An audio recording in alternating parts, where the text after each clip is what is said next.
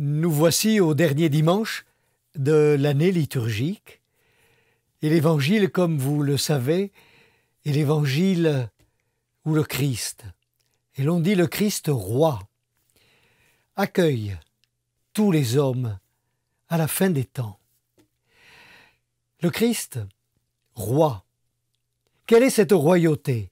C'est la royauté que nous révèle dans la première lecture de ce dimanche le prophète Ézéchiel. Il nous parle du berger, celui qui rassemble, celui qui porte la brebis, celui qui va chercher la brebis perdue, celui qui la soigne.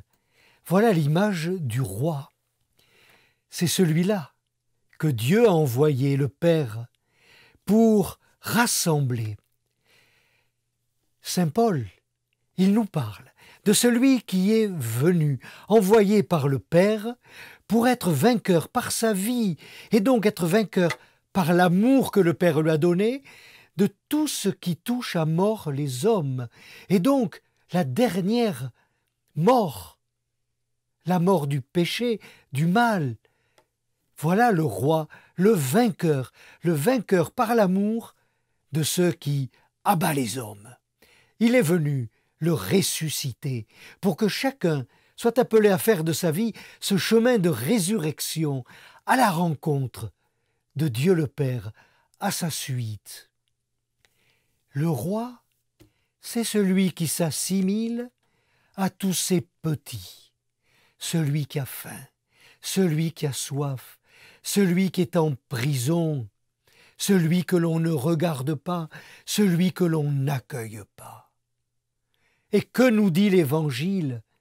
Celui qui va nourrir les foules, celui qui accueille toutes celles et tous ceux qu'il rencontre sur les routes de Palestine pour leur dire le cœur de Dieu, celui qui va partager le pain à tous ceux qui ont faim, la faim matérielle, mais la faim d'amour, la faim de vie, la faim de l'espérance. Et c'est à la fin des temps, il s'assimilera à tout cela. Toi, tu me connais pas, mais pourtant,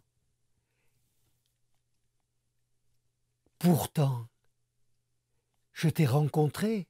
J'étais celui qui avait faim, j'étais celui qui avait soif, j'étais celui qui était prisonnier, j'étais celui que l'on n'accueillait pas, et tu es venu vers moi. Alors mes amis, oui, ce moment de la rencontre, un moment, la rencontre de la fin des temps, mais la rencontre par le Christ avec Dieu n'est pas une rencontre qui fait peur, c'est la rencontre que nous vivons tous les jours.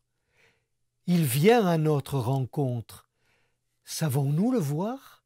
Alors je souhaite que ce dernier dimanche de l'année liturgique soit le dimanche qui nous ouvre à cette grande espérance, mais qu'elle soit l'espérance de tous les jours, de chaque jour, parce que nous la vivons. Oui, le Christ nous fait vivre. Bon dimanche!